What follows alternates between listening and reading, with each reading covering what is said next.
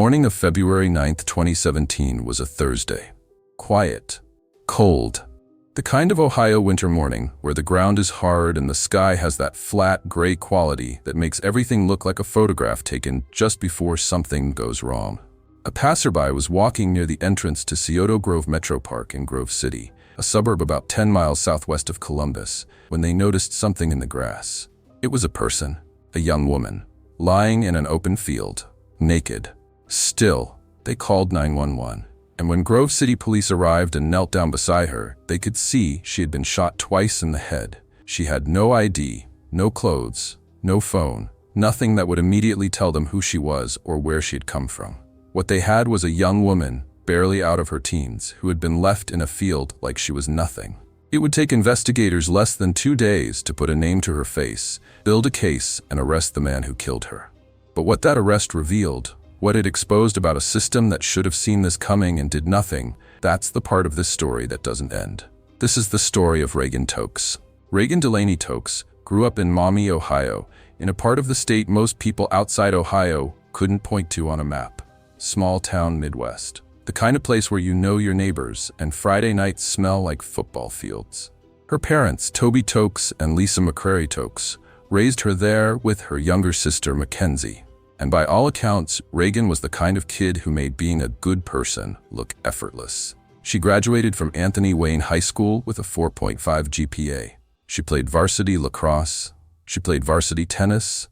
She was, in her father's words, someone who didn't have enemies, didn't have bad habits, didn't do the things that might explain why something terrible would find her. But Reagan wasn't just a list of achievements. The people who knew her described someone with a specific kind of warmth, the kind that makes you feel like you've been known for years, even when you've only just met. She had wanted to go to Ohio State since she was a kid. Not because it was close to home, not because it was the obvious choice. She just had this pull toward it, and when she got there, she dove in. She started pre-med. Then she changed her major to psychology. She wanted to help people, to understand what went wrong in the human mind, and to use that understanding to fix something. She had plans to work at the Cleveland Clinic after graduating, and then to pursue a graduate degree and eventually open her own practice. In February of 2017, Reagan was 3 months away from her diploma. 3 months. She was so close to the finish line that days before she disappeared, she posted on social media about picking out a frame for her degree. She was 21 years old, and the whole thing was right there in front of her. To help cover her expenses, Reagan worked at Bodega, a popular restaurant and bar in Columbus's Short North neighborhood. Short North is one of those areas that becomes part of you if you spend time there. Gallery hops, string lights, murals, the kind of street energy that makes a young woman feel like the city is hers. She worked the late shift. She'd done it dozens of times. She knew the walk to her car. She knew the neighborhood. On the night of February 8, 2017, Reagan finished her shift at Bodega and walked out into the cold Columbus night. She never made it home. Here is what investigators would later piece together, largely through surveillance footage, GPS data, and physical evidence. At around 9:45 in the evening, Reagan walked out of Bodega and made her way toward her car, a 1999 silver Acura Integra parked in a nearby lot. She didn't know she was being watched. A man had been moving through that neighborhood for at least an hour, circling, waiting. Prosecutors would later describe it as trolling, methodically scanning the area for a victim. His name was Brian Lee Goldsby. He was 30 years old, and he had a .38 caliber revolver. When Reagan reached her car, Goldsby approached her at gunpoint. He forced her inside. He sat in the passenger seat and told her to drive. What happened over the next couple of hours was, in the words of Franklin County Prosecutor Ron O'Brien, a night of terror. Goldsby forced Reagan to drive to a Chase Bank ATM on South High Street, stopping at other locations first before finding one that worked. He made her withdraw $60. He raped her during the drive. Then he made her drive to Scioto Grove Metro Park in Grove City. He was wearing a GPS ankle monitor. GPS data from Goldsby's ankle monitor would later show that Reagan's car arrived at the park at 11:55 p.m. The car stayed there for approximately 10 minutes. Just before midnight, Brian Goldsby marched Reagan Tokes into a field in that park and shot her twice in the head at point-blank range. Then he got in her car and drove away. It was a Wednesday night. Reagan had work, she had plans. She had 3 months until graduation, and in those 10 minutes in that field, every single one of those things was taken from her. Reagan's co-workers at Bodega began trying to reach her when she didn't come home that night. When she couldn't be located, they filed a missing person report with Columbus police. The next morning, a passerby found her body near the entrance to Scioto Grove Metro Park. 2 gunshot wounds to the head, no clothing, no identification. Grove City Division of Police secured the scene and called in the Ohio Bureau of Criminal Investigation. Forensic teams went to work on the park and the surrounding area. They found precious little at the crime scene itself. No weapon, no shell casings, no clothing. But then investigators located something critical. Through Columbus's network of license plate readers, mounted on emergency vehicles throughout the city, they found Reagan's silver Acura Integra parked curbside in a neighborhood on the southeast side of Columbus, roughly 10 miles from the park. Inside the car, they found cigarette butts, one in the back seat, one near the area where the car was found. They also found a gas can in the trunk and scorch marks on the front seat, evidence that the person who left that car had tried to burn it, had tried to destroy whatever it might tell investigators. They failed, or they panicked, or both. While forensic teams processed the car, a separate piece of evidence fell into place. Surveillance footage from a nearby Speedway gas station showed a man purchasing a gas can approximately 30 minutes after the estimated time of Reagan's murder. A man who looked a lot like the silhouette caught on other cameras in the short north earlier that evening. The Ohio Bureau of Criminal Investigation expedited DNA testing on the cigarette butts. They essentially shut down other lab work to prioritize this case. Within 48 hours, they had a hit. The DNA matched a man in the CODIS database. Brian Lee Goldsby, a registered sex offender. A man who had been released from prison just 3 months earlier. A man who, at the time of Reagan Tokes' murder, was wearing a GPS ankle bracelet. Let that land for a moment. The man who abducted, raped, and murdered a 21-year-old student 3 months from graduation was being electronically monitored. The state of Ohio knew exactly where he was, every step of every night. They just weren't paying close enough attention to do anything about it. Investigators filed a receiving stolen property warrant for Goldsby, technically being in possession of Reagan's car, and tracked him to a halfway house and exit re-entry program in Columbus. A SWAT team descended on the residence and took him into custody on February 11, 2017, 3 days after Reagan's murder. In interrogation, Goldsby tried to lie his way out of it.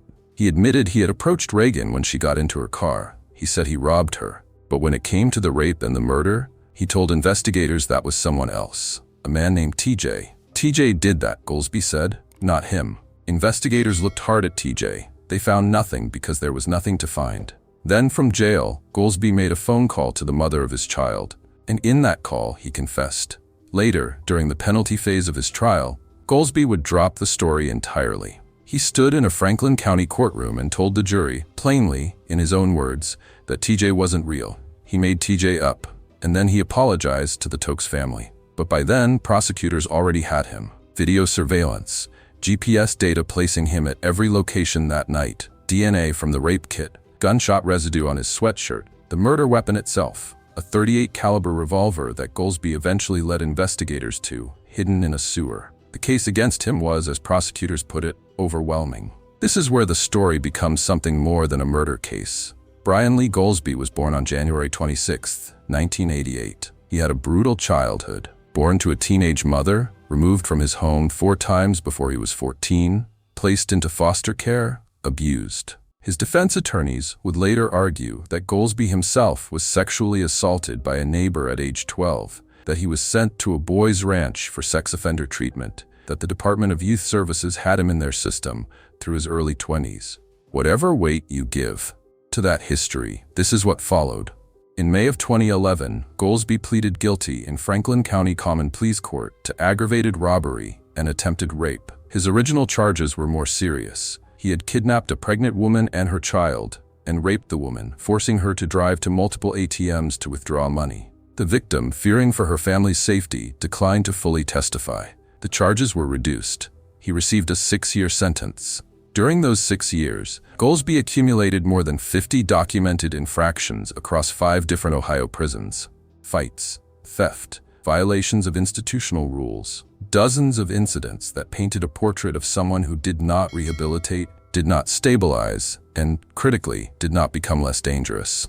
In November of 2016, because he had served the determinate length of his sentence, the state of Ohio was legally required to release him. That's how Ohio's sentencing worked at the time. You served your time, you got out. Didn't matter how many infractions you had, didn't matter what the risk assessment said. The sentence was fixed, and when it ran out, so did the state's legal authority to hold you. Goldsby was classified as high risk upon his release. He was assigned to a GPS ankle bracelet, placed in an exit re-entry program in Columbus, and given a parole officer.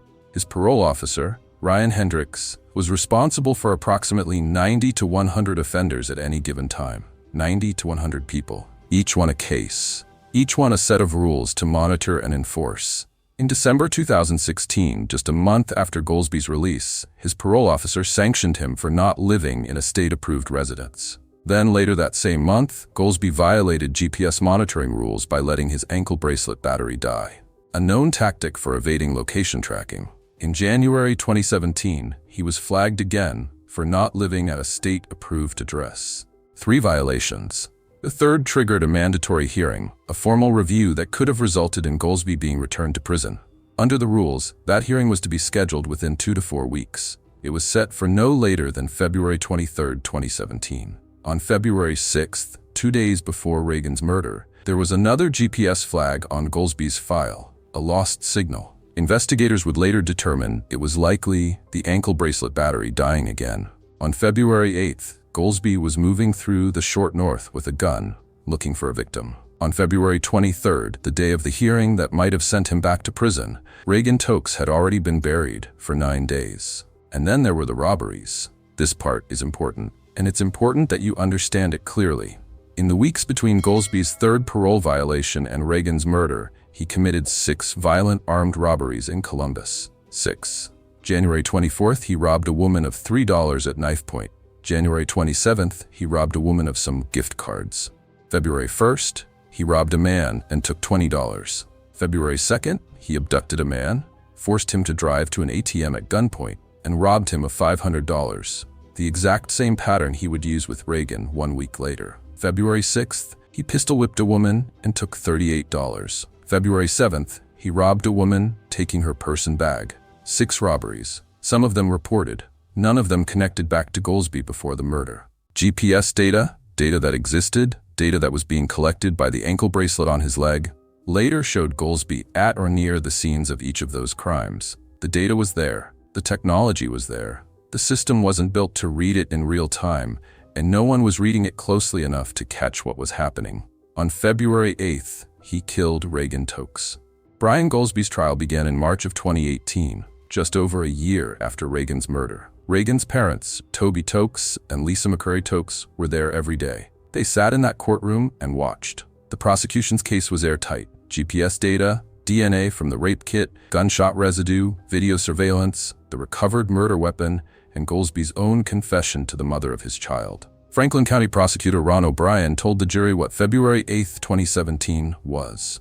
He called it a night of terror. He said Reagan Tokes was, in that moment, everyone's sister, everyone's female family member. He said it was a woman's worst nightmare. The defense didn't dispute the evidence. They focused on Goldsby's childhood, the abuse, the trauma, the years of system failures long before he became a danger to others. They asked the jury to spare his life. On March 13, 2018, which would have been Reagan Tokes' 23rd birthday, the jury returned its verdict. Guilty on all counts: aggravated murder, rape, kidnapping, multiple counts of robbery, tampering with evidence.